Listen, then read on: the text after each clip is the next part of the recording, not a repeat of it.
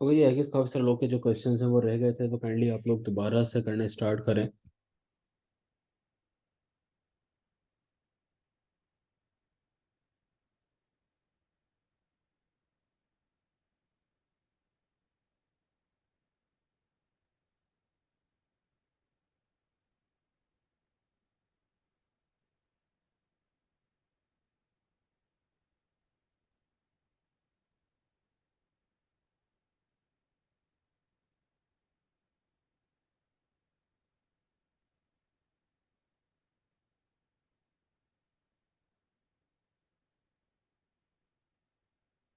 Okay, ये classes जो हैं वो ऑनलाइन है। एंड सर, जर्मनी की मार्केट कैसी है? देखो, जर्मनी की मार्केट अच्छी नहीं है। ठीक है, मेरा अपना पर्सनल एक्सपीरियंस नहीं है और मेरे दोस्त का है। उसने, मेरा कोलीग है वो, उन्होंने किया कि जर्मनी में कांड, उनके पास एक क्लाइंट था और उन्होंने काफ़ी टाइम दिया और वो काफ़ी एक्सपर्ट है। हम लोगों ने तकरीबन 7 या 1 साल से कोई स्टार्ट किया था। तो ये है कि आपकी डबल ट्रिपल मेहनत होती है, लेकिन उसके लोगों को रिवार्ड नहीं है, क्योंकि ये मार्केट्स जो है ना, ये फिलहाल स्मॉल मार्केट्स हैं, इनके क्राइटेरियाज बिल्कुल अलग हैं। ठीक है, इनकी रिसर्च बहुत लिमिटेड है अभी, ठीक है, तकरीबन ना होने के बराबर है। तो वो चीज़ है, इतनी मेहनत अगर आप एक यूएसए के अकाउंट के ऊपर कर लें तो वो आप आराम से वो कर सकते हैं। मतलब उससे आप डबल ट्रिपल कमा सकते हैं as compare to these markets. तो मैं कभी भी अपने स्टूडेंट को ये रिकमेंड नहीं करता कि आप लोग किसी और मार्केट की तरफ मूव करें। ठीक है, लाइक दुबई हो गई और यूके की मार्केट हो गई, जाएं ज़रूर, लेकिन पहले अपना आपको पहले एक्सपर्ट बनाएं ताकि कुछ चीज़ों का पता हो। और एक मार्केट में आप काम कर लें, एक तरफ फोकस रखें। देखिए, सबसे बड़ी जो एक और वजह होती है ना काम की, वो डिस्ट्रैक्शन है। जब आपके पास एक एक रास्ता नहीं होगा ना, आप डिफरेंट माइंड के साथ डिफरेंट, आप फॉर एग्जाम्पल आप दुबई का, मैं आपको क्राइटेरिया बताता हूँ कि दुबई का ये क्राइटेरिया है, आप उसमें लग जाएंगे। ठीक है, फिर अगर मैं आपको यूके बताता हूँ, वहाँ पर वैट सिस्टम होता है, वाट होता है, बेसिकली वैट के लें, वाट के लें, जो भी के लें, ठीक है, 20% जो आपको बाइंग पे भी सेलिंग को देना पड़ता है। अगर मैं आपको वो चीज़ समझाना शुरू कर दूंगा, ना आप इधर करेंगे ना आप उधर करेंगे। फिर हमने तो उस चीज़ को देखा है जहाँ पर क्लाइंट सबसे ज़्यादा है और सबसे ज़्यादा काम होता है, सबसे ज़्यादा प्रॉफिट होता है। ठीक है, तो यूएसए की मार्केट के ऊपर फोकस करें।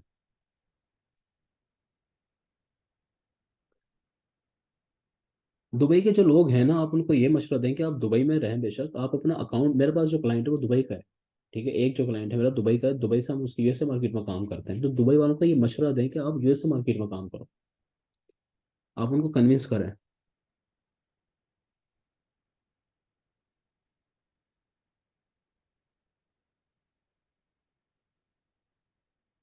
ओके जी, ये कथीरा का सवाल है कि sir, is there any tool that can tell us? Yes, tools तो हैं, लेकिन मसला ये है कि उनको आपको सेलर सेंटर के साथ कनेक्ट करना पड़ता है, फिर वो आपको बता सकते हैं। ठीक है, मतलब उनको भी उसके लिए भी आपको सेलर सेंटर चाहिए, चाहे वो बंद ही क्यों ना हो।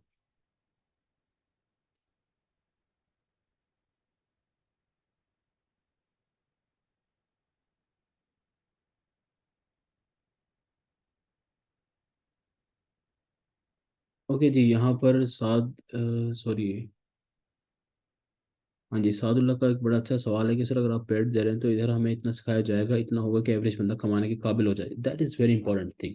देखें, इंटर्नशिप क्या होती है, मैंने वैसे इस चीज़ की बड़ी दफ़ा वजाहत की है, अब आपने सवाल कर लिया तो मैं आपको दोबारा इस चीज़ को समझाता हूँ। इंटर्नशिप बेसिकली ये होती है कि आपने 4 साल की एक डिग्री की है, उसके बाद आप कहीं जॉब के लिए जाते हैं। ठीक है, जब आप जॉब के लिए जाते हो तो वो 2-3 महीना आपको कहते हैं ठीक है, तुम्हें काम तो आता है ऑलरेडी, तुम्हें चीज़ों का तो पता है, अब तुम आओ और इंटर्नशिप करो हमारे पास और हम तुम्हें काम सिखाएंगे और उसके बाद हम तुम्हें क्या कर देंगे, काम पर लगा देंगे, ठीक है, जॉब दे देंगे। तो क्या आप मुझे ये बताएं कि जहाँ से भी आप लोगों ने कोर्स किया है, क्या आपको उसके ऊपर ट्रस्ट है कि उन्होंने आपको सब कुछ सिखा दिया? ये तो इंटर्नशिप होती है ना, इसमें तो आप प्रैक्टिकल कर रहे हैं चीज़ों को। चीज़ें आपको बहुत सारे कॉन्सेप्ट क्लियर होंगे, लेकिन जो इन डेप्थ चीज़ें हैं जो कि कोर्स में शामिल होती हैं, क्या वो आपको आती हैं? जहाँ से आपने सीखा है वहाँ से क्या आपको सिखाया गया है? पॉइंट ये है कि आपके पास टीम है, क्या आपको अपील्स वगैरह लिखनी आती है, कि आपको, अगर वो तमाम चीज़ आपको आती है तो यस, आपकी इंटर्नशिप काफ़ी है, कोई ज़रूरत नहीं आपको कोर्स की। अगर वो तमाम चीज़ें आपको आती हैं, सब कुछ आपको आता है, तो फिर तो डेफिनेटली आप 100% कमाने काबिल हो जाएंगे। एवरेज पर्सन क्या होता है? ठीक है, सो पॉइंट ये है, आप पहले इस चीज़ को समझे ना। और अगर वो चीज़ें नहीं है आपके पास, आपका पोर्टफोलियो इतना स्ट्रांग है, क्लाइंट हंटिंग की सारी टेक्निक्स आपको पता है, क्लाइंट कहाँ से मिलेगा, किस तरह आपको ग्रैब करना होता है क्लाइंट को, उसके लिए चीज़ें चाहिए होती हैं कि उसकी रिक्वायरमेंट है आपके पास, बात समझ रहे हैं? तो ये चीज़ है। और अगर नहीं है और अगर आपने इसके लिए पे कर दिया ऑलरेडी, तो अगेन वही जो मैं पिछले पिछले लेक्चर में हम बात कर रहे थे, कि जिनसे आपने सीखा है आप उनके पास जाओ, आप उनसे रिक्वेस्ट करें हम्बली। मतलब कोई लड़ना झगड़ना नहीं है किसी के साथ, कुछ भी नहीं है, कि सर आपने हमसे पैसे लिए हैं, ठीक है, तो आपको ये चीज़ सिखानी चाहिए थी ना, हमें क्यों नहीं आती हमें? अब हम अगर एक जगह से इंटर्नशिप कर रहे हैं तो वो तो ये कह रहे हैं कि जी कोर्स आपको आना चाहिए, तो अब हमें आपने चीज़ें सिखाई नहीं, तो सिखाया अब इन चीज़ों को कौन सिखाएगा इन चीज़ों को। और ये क्या बात हुई, जैसे मैं अभी एक मैसेज पढ़ रहा था, मतलब कितनी अजीब बात है, वो ये कहते हैं कि एडवांस लेवल की चीज़ें होती हैं, तो क्या मतलब एडवांस लेवल की, तो आप हमें एडवांस लेवल पर कब लेकर जाओगे? एडवांस लेवल क्या होता है? आपका काम ही यही है कि आप हमें शुरू से उठाकर एडवांस लेवल पर लेकर जाओ, 2 ढाई महीने जितना भी टाइम होता है। बात समझे? तो उन लोगों के सामने बोलना सीखें। मसला ये है हमारा कि हम लोग बोल नहीं पाते हैं, नुकसान करके अपना बैठ जाते हैं, ठीक है, फिर मिलता कुछ भी नहीं, नाकामी है। देखिए ये फील्ड जो है ये इतनी आसान नहीं है, मतलब ये बिजनेस कोई बच्चों का खेल थोड़ी है कि बस कर लेंगे, सुबह उठे और स्टार्ट कर दिया अमेजोन। आप करने बैठेंगे, हजार चीजें होती है। मेंटोर स्पोर्ट कहाँ पर है? ठीक है, क्या मेंटोर आपको अलाउ करते हैं कि आप उनके साथ डायरेक्ट मीटिंग करें, आप उनसे बात करें? आप जिनको पे कर रहे हैं फिर क्या फायदा उनको पे करने का अगर आप उनसे बात भी नहीं कर सकते? आई नो मेरा लहजा हमेशा इसलिए थोड़ा सा हार्श होता है कि ये चीज़ें मैंने भी एक्सपीरियंस की और आप लोग भी कर रहे होंगे। आई नो में से बहुत सारे लोग इस बात को रिलेट कर रहे होंगे, वो समझ रहे होंगे जो मैं बोल रहा हूँ कि क्या क्या होता है। एक नए बंदे को किस किस तरीके से बेचारा कुछ करवाया नहीं जाता उन लोगों को। वो जब मार्केट में आते तो उनकी उनको पता लगता है कि हमें तो कुछ आता ही नहीं है। सारा वो खुद से सीख रहे होते हैं, सारे उनके अपने रिसर्च होते हैं, सारी उनकी अपनी मेहनत होती है। और फिर जाहिर है हर बंदे का इतना टाइम नहीं है या हर बंदे का इतना पोटेंशियल नहीं होता। अगर बेचारों का मोटिवेशन होती भी है तो सारी सारी खत्म हो जाती है उस चक्कर में और वो नाकाम हो जाते हैं सारे। कसूर किसका है? कसूर उनका है जिन लोगों ने आपसे हजारों रुपए चार्ज किए। कसूर उनका होता है, सिर्फ उनका है, एक नए बंदे के लिए। बात समझ रहे हो? तो ये चीज़ है, तो आप मुझसे पूछें बिल्कुल, मैं आपको गारंटी दे सकता हूँ कि आप कामयाब होंगे इस इंटर्नशिप में भी, इतना कुछ सिखाया जाएगा। लेकिन क्या आपको सब कुछ आता है पहले से? ये चीज़ आपने जज करनी है।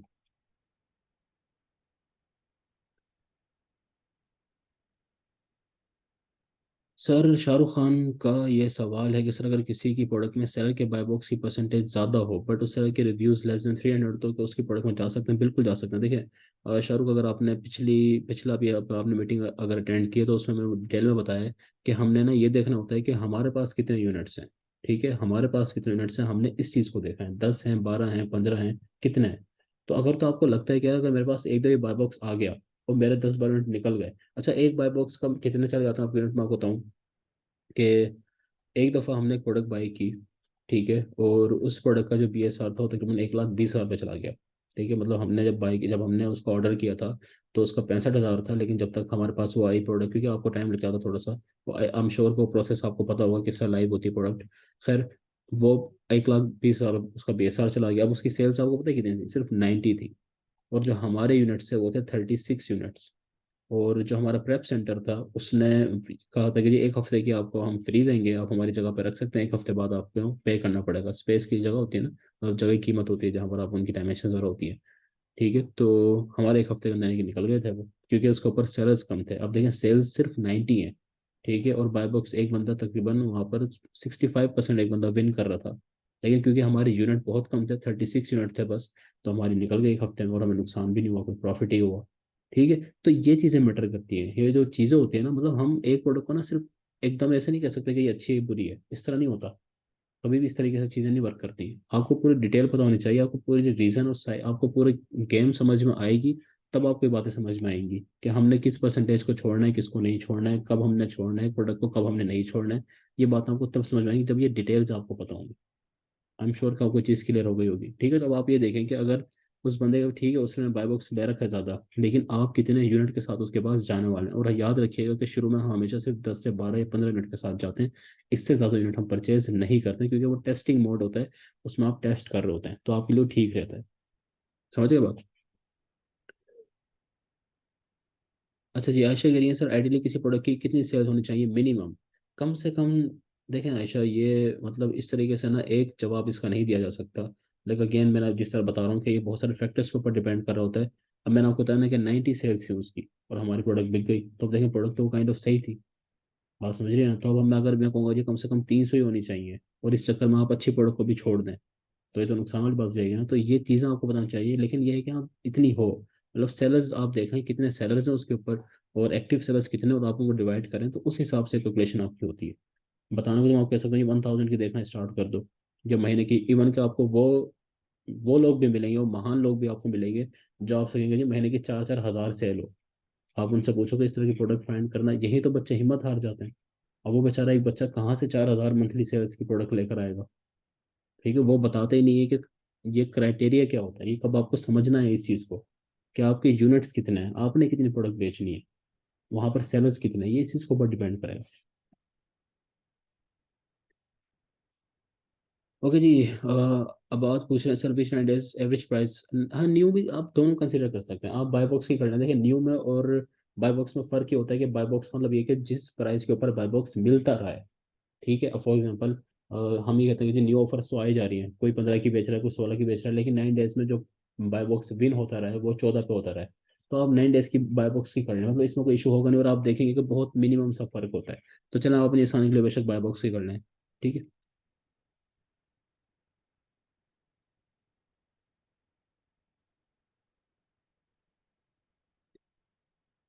ओके जी, जाकिर कह रहे हैं मैंने 2 प्रोडक्ट्स ढूंढ लिए हैं, क्या मैं क्लाइंट को ऑफर कर सकता हूँ? यस, अगर आपके पास उसका सोर्स है तो बिल्कुल करें।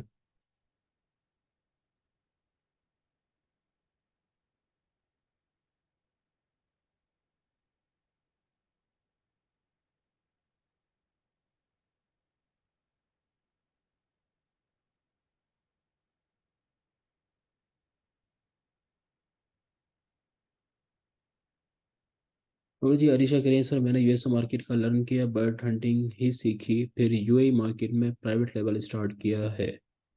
अच्छा जी, तो अरीशा आपने, अच्छा आपका नाम मैं सही ले रहा हूँ, अर्शिया है कि, सॉरी आपका नाम अर्शिया है, ओके।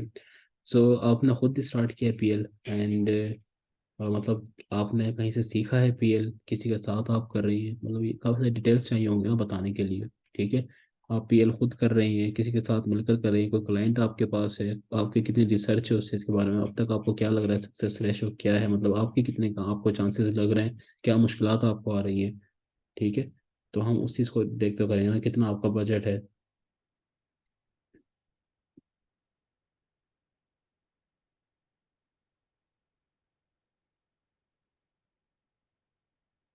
और ये सना कह रही है sir I have done my course of FBI also arbitrage और working with client USA, but LLC creation नहीं सिखाई गई, बट कैन डू। देखिए एलएलसी कोई इशू नहीं होता, एलएलसी मतलब एलएलसी जो है वो एक अलग डोमेन होती है, ठीक है। एलएलसी क्रिएशन जो है ना वो तो बिल्कुल एक अलग है, उसमें तो बहुत सारी लीगलिटीज होती हैं, वो नहीं सिखाई जाती है। बस नहीं तो उसका तो कोई इशू होना ही नहीं चाहिए, अगर आपको क्लाइंट बोलता भी है ना, हाँ आपके लिंक्स होने चाहिए, आपको पता होना चाहिए कि फला लोग हैं वो अच्छे एलएलसी बना कर देते हैं, ट्रस्टेबल है, ये होना चाहिए। जो क्लाइंट आपके पास आता है तो आप उनसे कह सकते हैं कि जी मैं आपको रेफर कर सकती हूँ, क्योंकि एलएलसी बिल्कुल एक अलग डोमेन होती है। लेकिन और आपको ये चीज़ें नॉलेज, लेकिन आपको नॉलेज होना चाहिए कि एलएलसी होती क्या है, ठीक है, किस तरह बनाई जाती है। एटलीस्ट बेशक आप ना बनाते हो, लेकिन आपकी डोमेन ना हो, लेकिन आपको पता होना चाहिए कौन सी स्टेट की अच्छी होती है, किसकी तरफ आपको जाना चाहिए, क्यों नहीं जाना चाहिए, अगर नहीं जाना चाहिए तो, ठीक है। ये तमाम चीज़ें आपको, टैक्स वगैरह की क्या सिचुएशन होती है, ताकि क्लाइंट को आप जो है वो सेटिस्फाई कर सकें।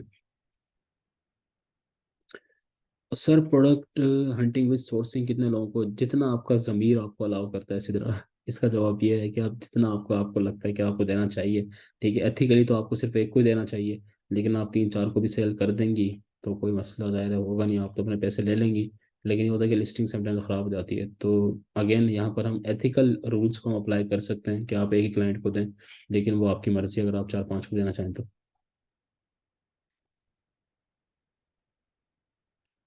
लिस्टिंग के बाद अगर प्रोडक्ट डाउन हो गई तो क्या करेंगे? देखिए अब ये चीज़ डिपेंड करेगी बहुत सारे फैक्टर्स के ऊपर कि डाउन क्यों हुई है, फिर ये हम उस सिचुएशन के अकॉर्डिंग इस चीज़ को फाइंड करेंगे कि अब हमने करना क्या है, ठीक है। डाउन किस तरह होगी डाउन, कोई रीज़न तो होनी चाहिए ना डाउन होने की।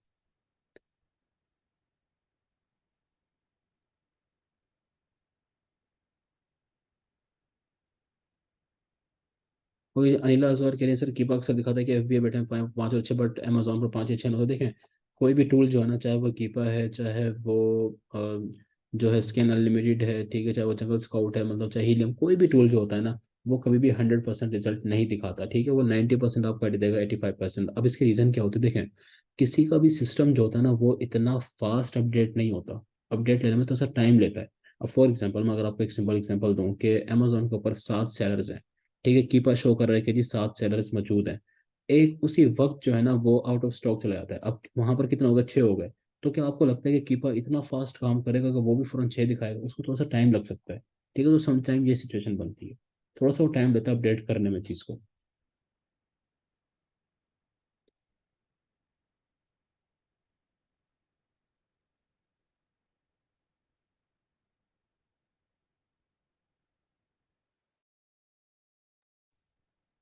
वही मलिक जो कह रहे हैं वो कह रहे हैं कि जी आप ठीक है, इसके जो है ना वो ये है कि एक तरीका जो होता है ना, एक नया तरीका जो है आर्बिट्राज का, वो ये है कि आप मतलब डिस्ट्रीब्यूटर से रब्ता करते हैं। खैर वो एक अलग कैटेगरी होता है। अगर आप कैटेगरीज की हम बात करें तो आप पेट सप्लाईज वगैरह में जा सकते हैं, ऑफिस प्रोडक्ट्स वगैरह हो गई, इनमें आप ट्राई करें और आपको इन्हीं में ही मिलेंगी, ठीक है।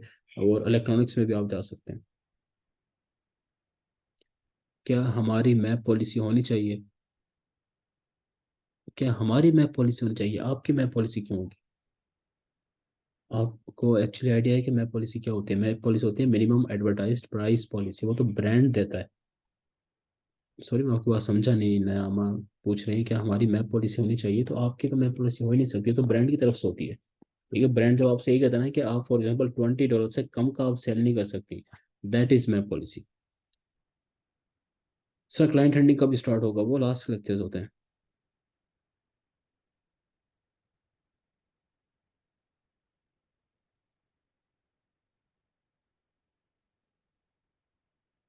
ओके जी, आई गेस आज के जो क्वेश्चन वो सारे क्लियर हैं। ओके जी, नया पूछ रहे हैं मैप पॉलिसी वाले प्रोडक्ट के साथ जा सकते हैं? नो नो, नहीं जा सकते आप।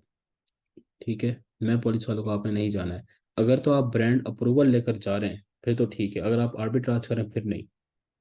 ठीक है, अगर आप ब्रांड अप्रूवल लेकर जा रहे हैं, अगर आपको ब्रांड अलाउ कर रहे हैं, ठीक है, या फिर आपके पास अथेंटिक डिस्ट्रीब्यूटर अगर आपके पास मौजूद है, तो फिर तो आप जा सकते हैं। ठीक है, और उसमें भी बहुत सारी कंडीशंस अप्लाई होती हैं फिर भी।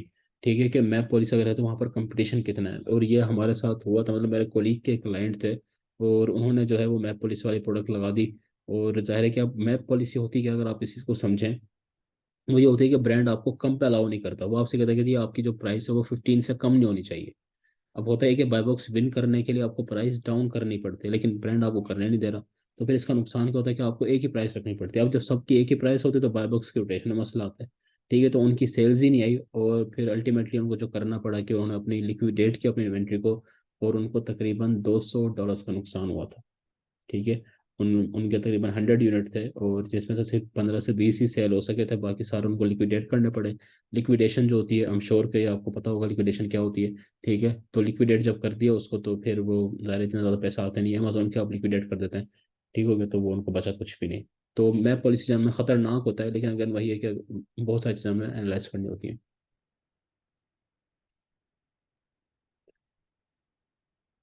सलमान नाज पूछ रहे हैं सर प्रोडक्ट की मिनिमम सेल कितनी हो लास्ट मंथ की? लास्ट में कि देखें, आप ये देखें कि वहाँ पर सेलर्स कितने हैं, और फिर देख लें उस हिसाब से कितनी होनी चाहिए।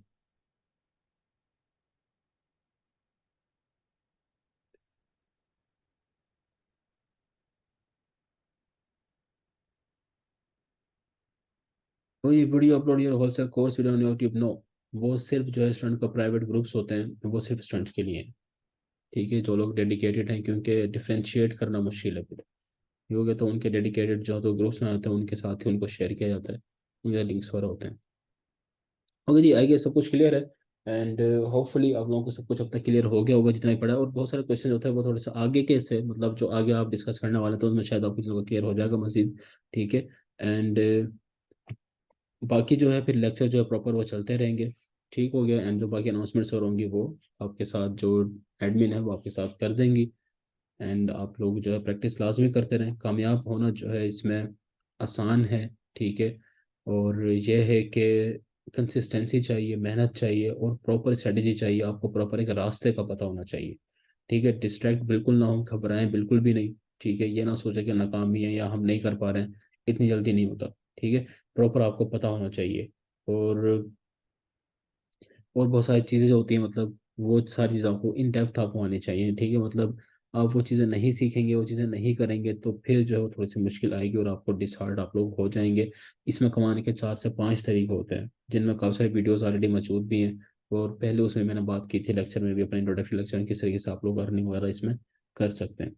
ओके जी, हम श्योर कि आप लोगों को समझ में आ गया होगा। बाकी इंशाल्लाह फिर मिलते हैं नेक्स्ट लेक्चर में। अल्लाह हाफिज़।